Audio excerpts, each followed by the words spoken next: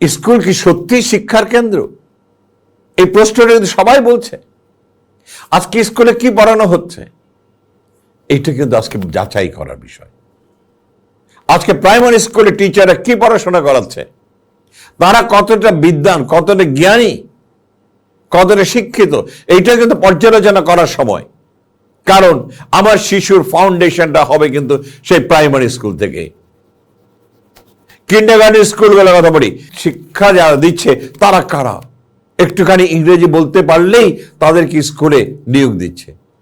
কিন্তু তারা কতটা শিক্ষিত, কতটা জ্ঞানী, কতটা বিদ্বান, তারা যে বিতরণ করবে। কেউ কি একবারে প্রশ্ন করছেন? আমার সমাজকে প্রশ্ন করছে, আমার দেশ প্রশ্ন করছে, এগুলিকে নির্ণয় করার চেষ্টা করছে।